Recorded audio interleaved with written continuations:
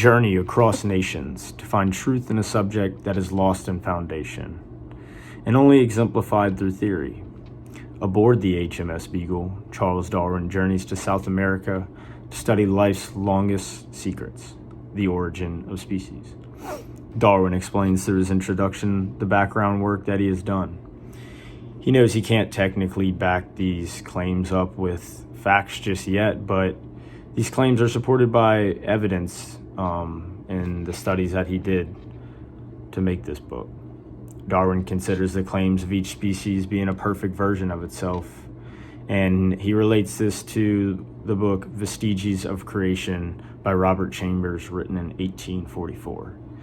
He somehow says how Robert Chambers mentions giving birth to new species is essentially what's happening, but he goes against these claims, providing evidence on mutual affinities, embryological relations, geological distribution, geological succession, and other facts on organic beings that hadn't been theorized yet. Darwin then states the claim of modification, and supporting this claim, he talks about his findings on the work he had done of a closely studied group of domesticated animals and cultivated plants. Although his work had been neglected by many naturalists, he finds truth in hereditary modification. He compares this to Thomas Malthus' theory of population and how it relates to variance in between species and how natural selection is the means by which variance occurs. Although he writes briefly on his theory of variability due to the lack of facts at the time, he introduces new evidence and new conclusions on how variability can be shown within. Compiling his findings, he leads readers in a brief discussion of how each chapter will reflect along the process of selection and variability, and even how past records could have misconstrued ideology of the origin of species. He encourages readers to form processes of truth, and he trusts that his findings will be studied for years to come. Hopefully one day be backed up by evidence, fact, and objectiveness to prove his theory of evolution.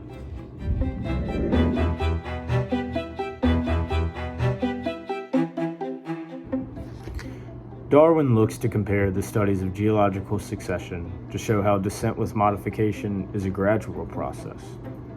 He also looks to study the causes of extinction and how geological barriers and climate have a large effect on species variability and success. New species can be formed while other species will be lost due to variability, and how modification can relate to natural selection.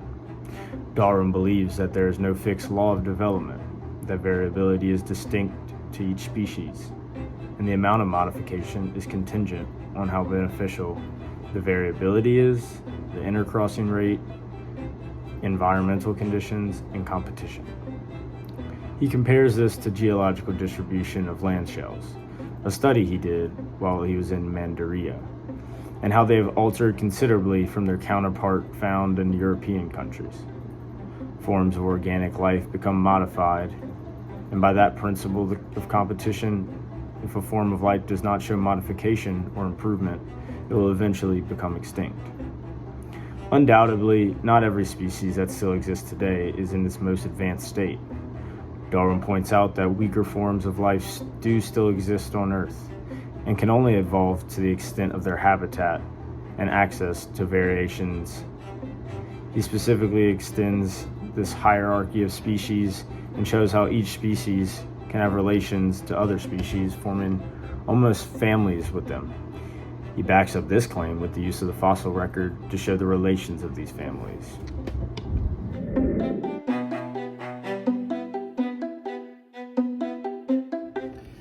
Since the original publication of The Origin of Species, a great deal of progress has been made on the specific effects of extinction. One drastic effect that Darwin was very ignorant to was how specific climates can affect the extinction of species. In a study done by Christian Roman Palacios and John Wines at the University of Arizona, showed that warming climates have the biggest effect on how climates will affect certain species. These scientists composed this study to show how the Earth warms up and how the likelihood of future extinctions of species increases. Not only will it affect extinction, it will also impact global diversity as a whole. The study consists of 538 plant and animal species studied at 581 locations. Climate around these sites were more commonly dispersed in temperate regions, while a small portion was studied on tropical regions.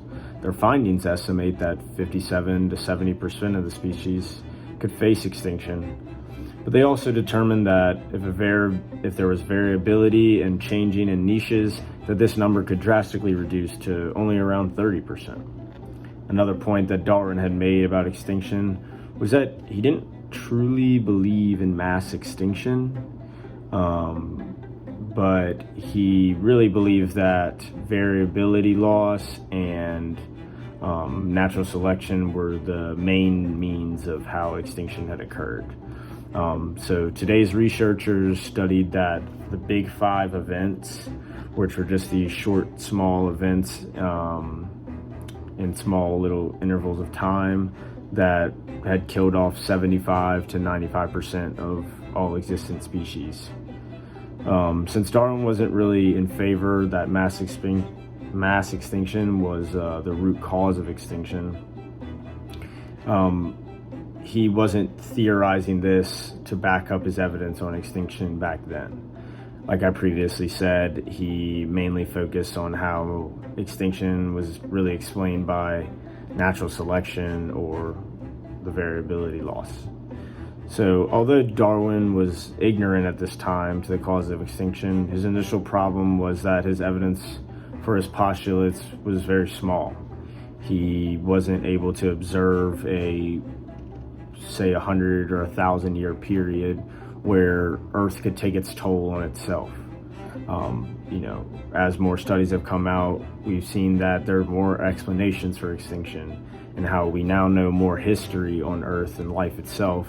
We can also relate to mass extinction being a root cause of the loss of different species and the loss of variables and modification that these species experience.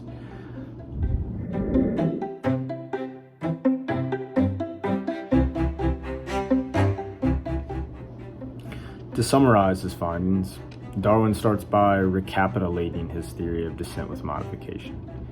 He explains how modification from these lineage of species is, through the mode of variability. His arguments aren't strong enough to necessarily support his theory with facts, but he has evidence of these claims to back these observations up.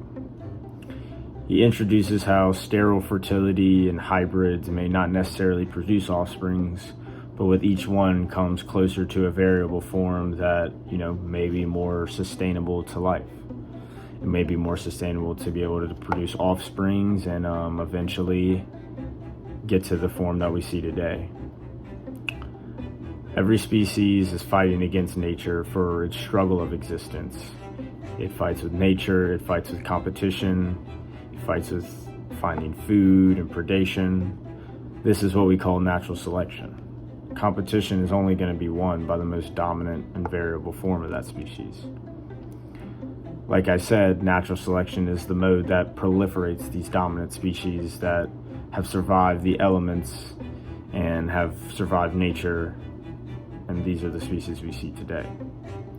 With natural selection comes descent from like species that have grown in their modification and in their variability to the species that we have on Earth today. After generations of the convergence of traits and divergence of traits from like ancestors, Darwin makes the claim that many of these species have been developed from one another, and that the hierarchy of these traits have descended to the species that we see. As likewise, these relations of these traits and these species are very similar, and how the hierarchy of the relations is how maybe we can fix the taxonomy system and, go on from what we have seen.